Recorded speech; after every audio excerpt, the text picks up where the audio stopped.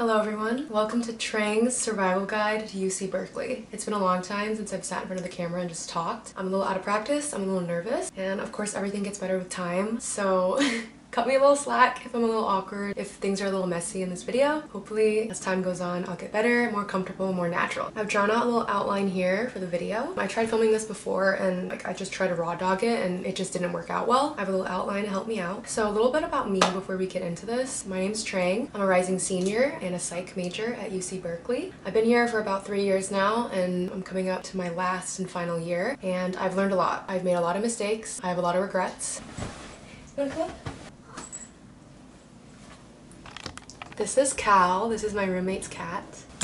Back to the video. Also, take everything in this video with a grain of salt. It's just my opinion from my experience. This is something I wish someone had told me when I first came in. Learn from your elders. Don't make the same mistakes that I did. Let's begin. We're gonna start out with my social chapter. Here are all my social tips for Berkeley. Tip number 1, in my opinion, it's the most important tip, the social semester. This is the fall semester of your freshman year. You're coming in doe-eyed, excited. College is starting. This is the time to talk to everyone. Say hi, go out, accept invitations. Honestly, kind of push your limits. I'm an introverted person. It was kind of tough for me to be so social all the time, but you only really have to do it for this semester. Halfway through the semester, this is when social circles start to form, classes start to get hectic, clubs start going, people's schedules just get busy. They don't really have the time or energy anymore to be meeting new people, reintroducing themselves, answering, oh, what's your name? Where are you from? Where's your major? All of this stuff is done in the first half of the first semester, maybe a bit in the second half, but primarily in that first half, that first chunk, when everyone is still reeling off the adrenaline. So meet people, talk to people, say hi first. Who cares if you're nervous? Everyone is nervous. Everyone is scared. Nobody knows anybody. This is really the time to start establishing those connections, because you'll find as the years go by, the way that you meet new people is primarily through the people you already know. And you can't really establish those new connections if you don't have those primary connections to start out with. I kind of think of it like a tree. You can't branch out if you don't have your roots. So have as many roots as possible. You're not going to end up BFFs with everyone that you meet, but at least you have that start. They know your face now. It's familiar. You're not a rando. Establish yourself as soon as possible. An easy way to establish those connections is to have social media. Before I came to Berkeley, I already knew a lot of people because I was joining Facebook group chats. I posted on the Facebook Class of 2024. I posted on the Instagram page Class of 2024. I was following people from Berkeley, establishing myself, showing people my face, right? Making people familiar with me. So that when I came to campus, I already knew people. I had already established plans to hang out once we get to Berkeley. You really want to get your foot in the door as soon as possible before people get busy, before people get tired. So have Instagram, have Facebook, join group chats, be active for a bit. Become familiar with the people that you're going to be around in real life. The cat wants to come back in. I'm coming! Cal, you gotta decide if you want to stay or not. And honestly, there's a lot of people that I follow on Instagram right now that I haven't met in person, but if I do happen to run into them, then I'll have a starting point to say hi. That's actually how I met Daniel and Ife. I followed them on Instagram for the longest time, way before I even came to Berkeley. I don't remember when I ran into Daniel, but I ran into Ife at a random party and we said hi to each other because we had established that social media connection. So I'm telling you, if you're not a social media person, be a social media person just for that first semester. And then you can start to yeah. The thing about Berkeley being such a big school is there's so many group chats on Facebook, Discord, Instagram. Join them. Even if you're not going to talk, join. You come to Berkeley feeling established and not completely out of the picture. Tip number 3. This is something that I've noticed and a lot of people around me have noticed after being in Berkeley for so long. Even though Berkeley is so big, Berkeley is also so small. Assume that everyone knows everyone. Somehow, somewhere, a person I know knows some other person I know, or I meet someone and they know someone I know by at least 1 degree. It's crazy. The way that Berkeley connects, you always have a mutual connection with someone even if you don't know it. And because of that, word spreads. Oh, Cal. Try not to burn bridges because word will spread. Honestly, it's not that difficult. In all honesty, just don't be an asshole. You're obviously gonna fall out with people. There's no way that anyone can maintain hundreds of friends or be close to everyone or never have a falling out with anyone, but just try to be respectful about it. Things will catch up to you. If you do something stupid freshman year, someone will still remember it senior year. Just be mindful of your actions because you can't start over. Berkeley is not big enough for that. So just assume that everyone knows someone you know. And then my final social tip, this isn't necessary, but it's just what I've perceived, and that's have an iPhone. A lot of social casual group chats are made through iMessage. Clubs do use things like Slack or Facebook Messenger or other like social apps like that, but primarily in non-professional settings and in more casual settings, people use iMessage, and it can be a little off-putting when it's green bubbles instead of blue. You can't really use as many of Apple's features like reacting or GIFs or things like of that nature. So having an iPhone can really help or just make things easier for communication. Again, not necessary, but just something to keep in mind. And having an iPhone can also be really helpful if you use a Mac or an iPad for academics, especially for like airdropping. Cal wants to come back in. No, you want to stay or not? We'll just leave it open. Chapter 2, the club chapter. Make a LinkedIn. I don't even use LinkedIn that much. My LinkedIn still needs some work, but make one. Just have one. It doesn't have to be perfect, but just get started on it as soon as possible. Really take advantage of the fact that you're going to Berkeley. You're going to a school that's huge and that's filled with academically driven people who are striving for success. This is the time to make those connections, and it's just a waste to not. Even if in the future you never act upon the connections you make on LinkedIn, what's the harm in having it, you know? Of course, don't be annoying about it. LinkedIn isn't everything, connections isn't everything, but it's just handy to have on hand if someone asks for it. Disregard my appearance, but let's just take a moment. It's just handy to have on hand. Okay. Okay. A lot of clubs, when you join them, also require you to make a LinkedIn, so why not just make it now? And also when you're applying, people do check LinkedIn when recruiting, and if you have one or an impressive LinkedIn, it might boost your chances in getting into the club. I mean, it's how it is, but a lot of clubs will judge you on the surface level or what you look like online because they don't really know you that well. It sucks, but that's how it is. So give yourself the best chances possible. It costs nothing to make a LinkedIn, just a bit of time and energy. 2, join clubs ASAP. I'm sure if you're a freshman, you've heard that clubs can be very competitive to join, especially at Berkeley. So just start ASAP. If you get rejected your fall semester, you can just reapply your spring semester. It's a lot less quote-unquote embarrassing to apply as a freshman or even as a sophomore than it would be to reapply as a junior or a senior. The sooner you apply, the sooner you can reapply if chances don't work out in your favor. Adding on to that, the sky is your limit. Berkeley has so many clubs. As tempting as it is to only join professional clubs or ones that are associated with your major, clubs are also a great opportunity to explore interests other than academic ones. The sky is your limit. Join as many clubs as you want or you can your freshman year. Once you're in, you can decide which clubs you want to prioritize more. Once you have options, it's easier to reshuffle and figure out which one works for you. You can always drop clubs if they don't serve you. I wouldn't recommend doing this for clubs that require a lot of effort to apply, but of course, you know, if it doesn't work out, it doesn't work out. At least you tried. You dipped your toes in the water, okay? You can't really sort your priorities if you don't have any to sort. So explore your interests, be open, don't limit yourself. And in my opinion, everyone needs something non-academic related to survive Berkeley. If you're always on the academic grind, you're gonna burn out. With the amount of clubs that Berkeley has, there's bound to be something that matches your interests. And some sources to find clubs are Caltopia. This usually happens in the beginning of the semester at RSF. You're gonna have to look more into it if you want specific dates because it changes. And then also Calapalooza, and that occurs on Sproul during the first week of school, where all the clubs table, advertise. Try to allot some time in your schedule so that you can take your time looking through these tables, hearing what people have to say, and really exploring your options here at Berkeley. Oh my god, he's so cute.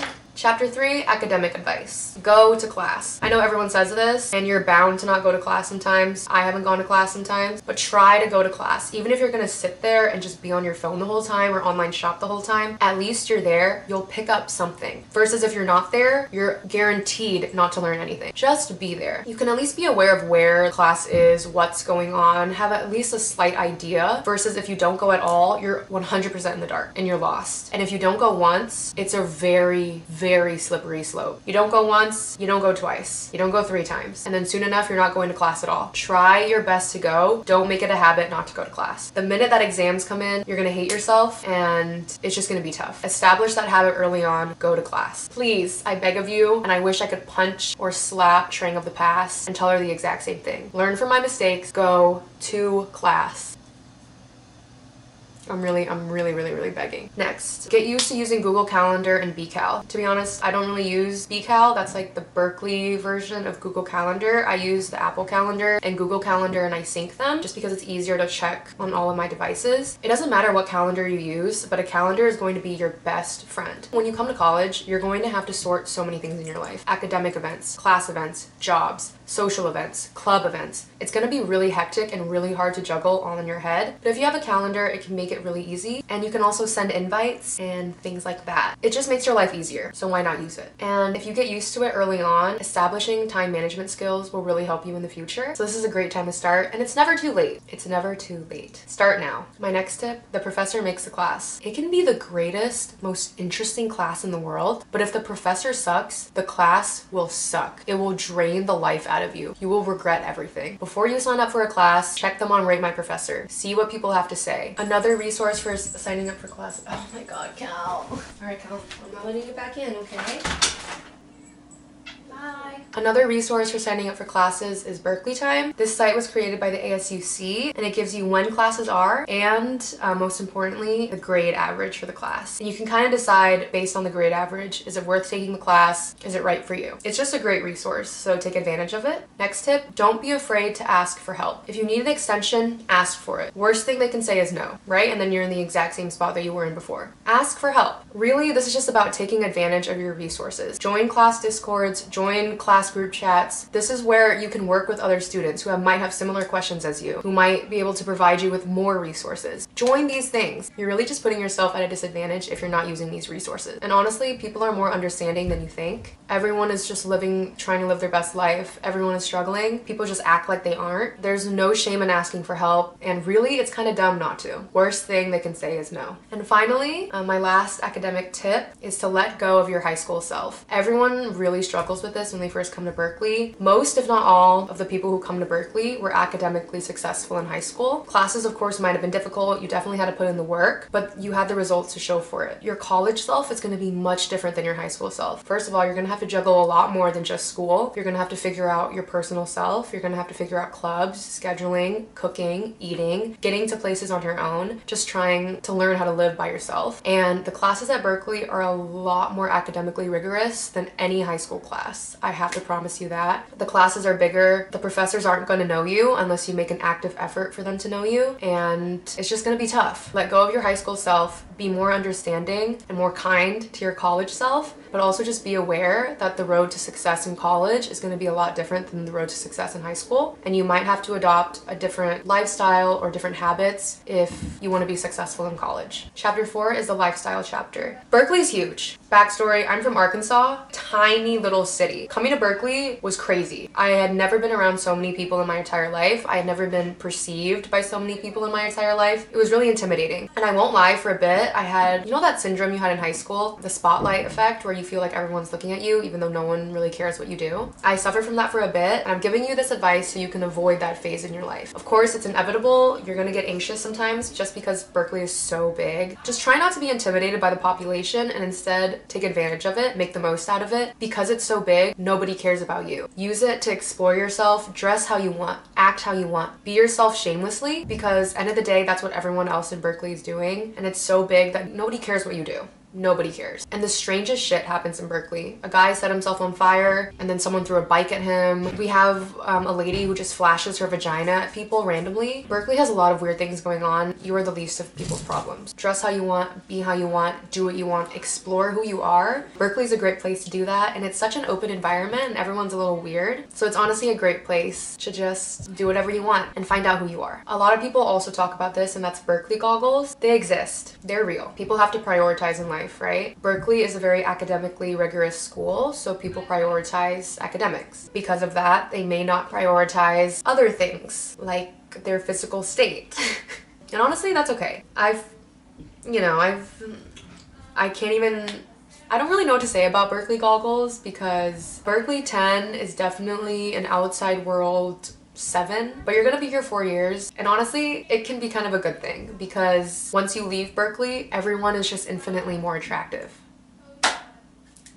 It's not like hot people don't exist in Berkeley, case A, but it is a little tougher to find prime specimen than it would be in other schools. That's true, but you know, you just gotta look. My next tip, if you're a girl, and honestly, if you're not a girl, try not to be outside or walking around past dark, but if you have to, past 11. Before 11, a lot of people are still out, it's still a little busy, but after that, you really do not want to be walking out alone. Always try to have a buddy with you. If you are walking alone, text people, call people. Just be very aware of your surroundings. Berkeley is not the safest place. People are getting more and more shameless by the day. Stay safe, be aware of your surroundings. Try not to put yourself in a dangerous situation. For housing, start as early as possible. I would say January is the great time to start looking for places. I would honestly say the latest you should start looking late February, early March. At that time, everyone is going to be looking. You're also going to have to make time to look at apartments, go to open houses, just look in general, and that does take a lot of time and effort. Do it in January when you still have a lot of time during winter break, so then you don't have to worry about it later in the semester when you're dealing with a lot of other things. While we're talking about off-campus housing, living on South Side is a lot better than living on North Side. South Side is the side with Telegraph. Usually this is where the majority of students live, so when you're hanging out with people, if you live on South Side, the distance will be shorter. It's just a lot more convenient to live closer to everybody versus North Side, which is a lot more residential. It's quiet. If you prefer that, that's great, but social scene wise, South Side is much better. And my final lifestyle tip, and this is something I've always wanted to talk about and something I really want to drill, and it's be careful with the weed culture here. I am 420 friendly. I had my phase with weed. There is a huge weed culture in Berkeley, and you'll see that whenever 420 comes around. We make it a huge event, as we should, but because of that, it can be very easy to get caught up in it, and I know that because I did. Berkeley is a stressful environment, and because weed is so normalized here and legal, it can be very easy to run towards substance abuse. How do I say this? While people say, like, yes, weed is not physically addictive, but it is mentally. You can become very dependent on weed for comfort. You just become used to it, and it's convenient, it's easy to get. Just be careful with your use. Be aware of how much you're using. Be aware of how it's affecting you. And don't let the myth of weed is not addictive get you. I got caught up in it, and honestly, I would say I abused it, and I have a lot of regrets of that time in my life. I let a lot of opportunities pass me by, and it really affected me mentally. And so it's just something I want to put out there. When you're coming to Berkeley and you're more susceptible to things like that, especially if you've never smoked before, it can be so new and exciting. Just be careful with your use, be aware of its consequences. Don't let the Berkeley weed culture influence you too much. If you want to bring a car to Berkeley, you really have to consider it. There's a lot of pros to bringing a car. You can get to places, you can grocery shop faster, get a lot of things done, errands, all that, really fast and easy. Having a car here also can be really stressful. Catalytic converter theft, crazy here. I got mine stolen. I know a ton of people who got theirs stolen. Street parking is a bitch. They're really strict here. I've gotten like 4 or 5 tickets. It's just, it can be a real headache to have a car. And the public transportation in Berkeley is great. I really love the public transportation system here. You can get to places if you need to. It might take more time and it might not be as efficient, but it's there. And it's a lot better than most cities. So just consider that when you're thinking of bringing a car here. Also, gas prices. They're insane. As a country southern girl, gives me a headache every time. I just can't think of it. And my final chapter, the dorm chapter. First, we're gonna start out with dorm essentials. Honestly, it's been a minute since I've lived in a dorm, so this list is gonna be kind of short, but I try my best to remember everything. I also lived in the dorms during COVID, so I never had to share a room with anybody. I lived in Unit 2 Griffiths. I had my own room. I had 3 beds all to myself and the entire room to myself. So I don't have too much advice on what it's like to share that tiny room with 2 other people. I don't know how people did that because that room is tiny as hell, but mad respect to y'all. Here are some essentials that I think you definitely need to bring before coming to the dorm. One is a Brita. You need a Brita, you need fresh water. They have water fountains, but it's a hassle. Get a Brita, make life easier for yourself. 2 bed sheets, pillowcases, and a mattress topper. Those beds are hard as hell. Yes, they're doable. You don't need a mattress topper, but having one is amazing. 3, a shower caddy or a little like basket for all your shower stuff, especially if you're living in one of the buildings where you have to share the shower with your entire floor. It's really easy to just have your little basket. On top of that, of course, towels and shower shoes. Wear shower shoes, please. You don't know what goes on in those bathrooms. Personally, I've seen people throw up in those showers. I myself, on a very regretful night, threw up in one of those showers. Don't put your raw dogs on that floor. Bring shower shoes. Illness spreads like wildfire in Berkeley. One person gets sick, suddenly everyone in Berkeley is sick. This usually happens around exam season when everyone's in the library and everyone's not really sleeping as much. Be prepared for illness. Bring masks, NyQuil, Dayquil, Advil, anything you really use for a cold. That's usually what it is. Tissues, fever reducer, whatever you use to battle illness, bring it. You're gonna need it. That's essentially my dorm's essential list. I'm sorry I don't have more to add, but it's just been a fat little minute for me. I forgot to mention, this is especially for people who aren't from the Bay, who were a little clueless like me. California is not all beaches, hot weather, bikinis, all that. It gets really cold, like really cold. Bring a variety of clothes, layers, long pants, jackets. Of course it does get hot, but it also does get cold, so just be prepared for that.